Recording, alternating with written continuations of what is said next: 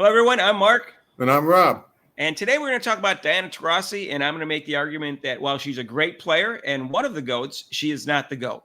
Welcome to Mark and Rob's Sports Showdown, one of the hottest and best sports talk shows on YouTube. Rob, and guess what? We need more subscribers. So please hit the subscription button and hit the notification bell when you do so you get notified of our next videos. Today's a big game today between the Indiana Fever and Phoenix Mercury. And so in honor of that, because of the marketing department that went out a couple months ago when the schedule came out, they said, oh, Diana Taurasi's the GOAT versus the Rook. And I'm saying, no, she's not the GOAT. And I'm going to make some arguments why. And I'm going to be straight up about this. I hate Diana Taurasi, and I think she's overrated. And I think most Connecticut players usually end up overrated. But at the same time, I'm going to just give you facts, just some facts and statistics, and make the argument. I'm really trying my hard to be as objective as possible. But there's nothing for me to conclude that she's the GOAT based upon what I can tell you coming up here, and based upon in comparison to other players. Okay, so let's start with the number one argument. I say she's not a GOAT. Number one, she's never made a defensive team, any defensive team, not defensive player there. She never made any all-defensive team in 20 years. Okay, so if you want to be the GOAT, you have to be an all-around player. Let's look in the NBA. Michael Jordan is considered the GOAT. He made 10 first-team all-defensive teams. Should have made 11. Should have made it his third year. Yeah. And he was also Defensive Player of the Year one year. And he was also – so he's a great offensive and a great defensive player, and he made his teammates better. By the time he got in his prime, he was really good at it. When he first got in the league, he still had to figure that out. Mm-hmm. But he was a great defensive player. If he was not a great defensive player, he would not be considered the GOAT, because LeBron is a very good defensive player. He was twice in Defensive Player of the Year runner-up, and he's made the all-defensive teams. So LeBron would probably be considered the GOAT. Jordan was like an average defensive player, which I maintain that's about what Taurasi is. And so also, she's got one MVP, one in 20 seasons. Now, Kobe Bryant is a great player, and he was a great offensive and a great defensive player. Again, I think he's got 10 first-team all-defensive things. But no one argues that he's the GOAT. I mean, some delusional Laker fan under the age of 25 might say the GOAT. But everybody knows that Jordan was better than Kobe. And one of the reasons is he's got a lot more MVPs. And he's got a lot more finals MVPs.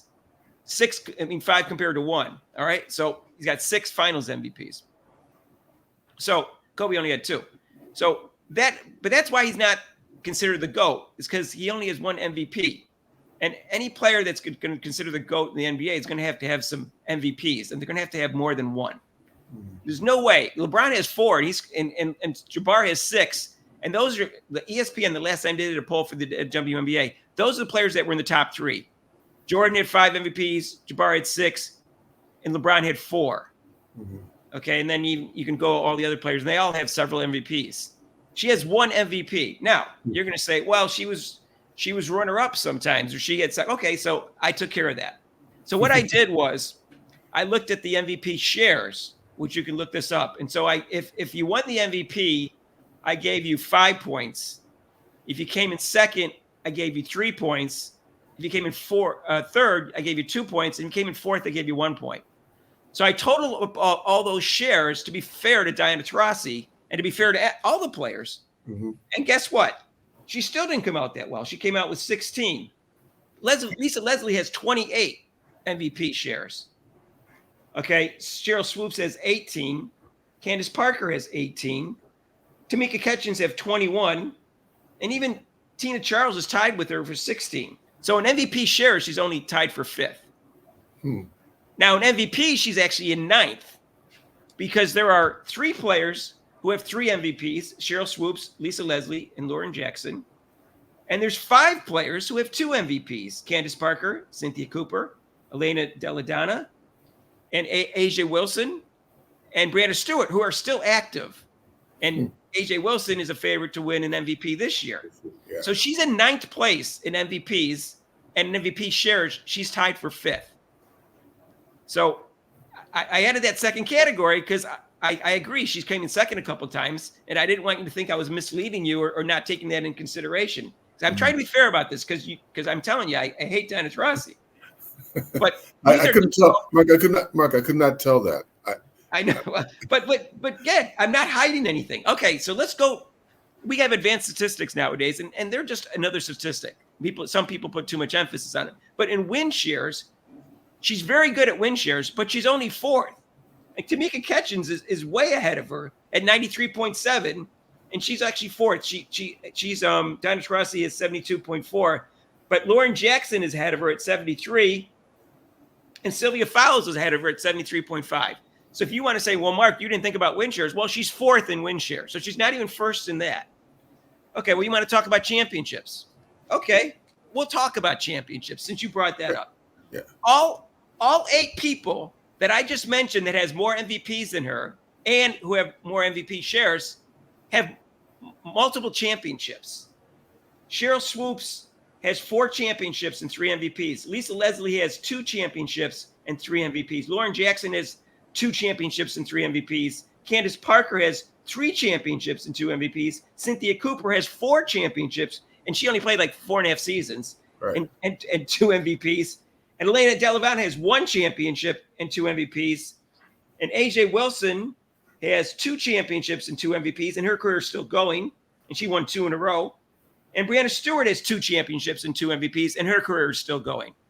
So tell me what I'm missing here in terms of Diana Taurasi has 4 championships and 1 MVP in 20 seasons. She did this over 20 seasons. Cynthia Cooper did it in 4 years, 4 championships.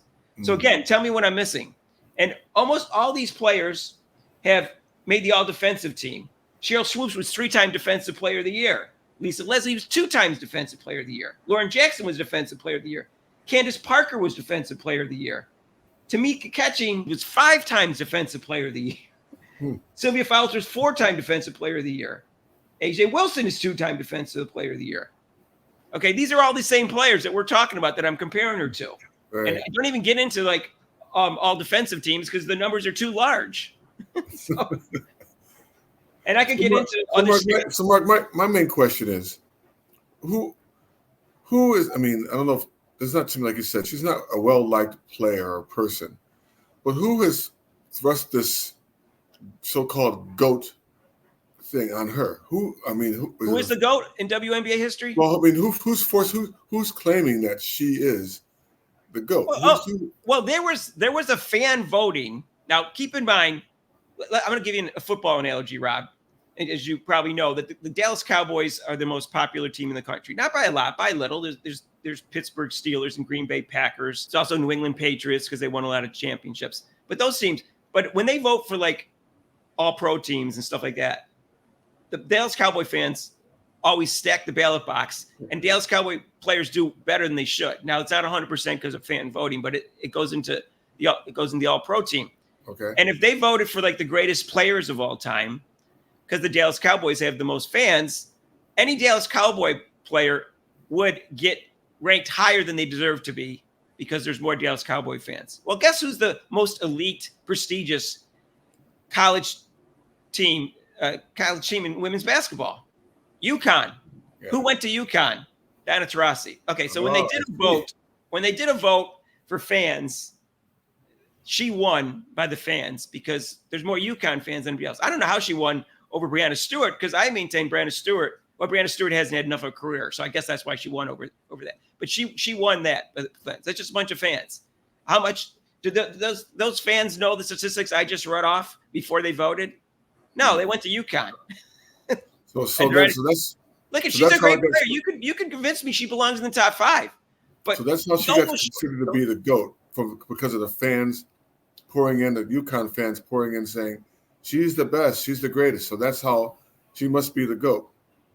Without even, like you said, putting down stats or even looking at even her own teammates or even her own UConn players.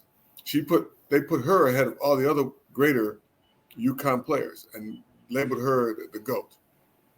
Well, if you want to know who I think is the GOAT is, and I think they have an advantage in this league if you're not a guard, if you're forward. I think Lisa Leslie, you can make the argument, is the GOAT. But I think it's very unclear.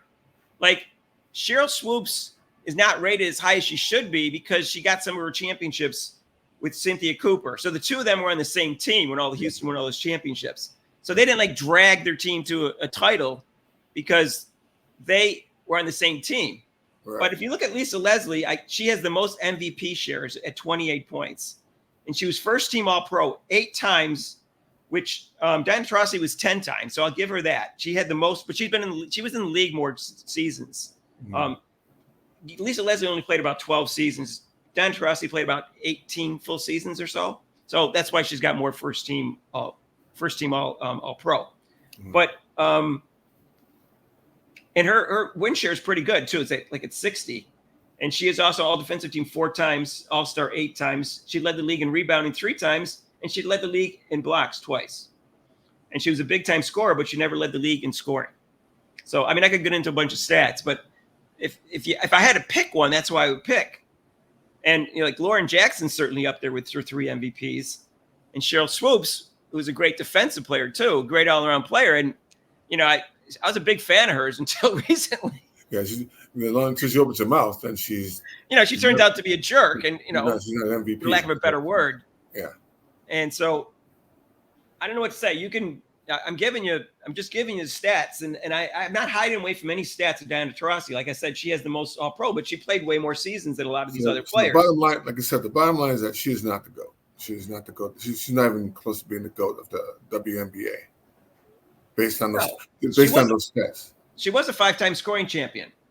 I'll point that out just so I don't miss any major stats that I'm supposed to be pointing out. And she was a 10-time All-Star and stuff like that. And she was Rookie of the Year. Anyways, but there's also a PER, and her PER isn't very good either. Player efficiency, it's not very good. She's actually below average for those players that I'm just talking about. So if you're worried about me avoiding any advanced stats, I'll point that out to you. Okay. So Lauren Jackson was actually, and Elena Deladonna was highest with those with 27.9. And Diana Taurasi was down to 22.3. A lot of players were above that. So she was actually low on PER.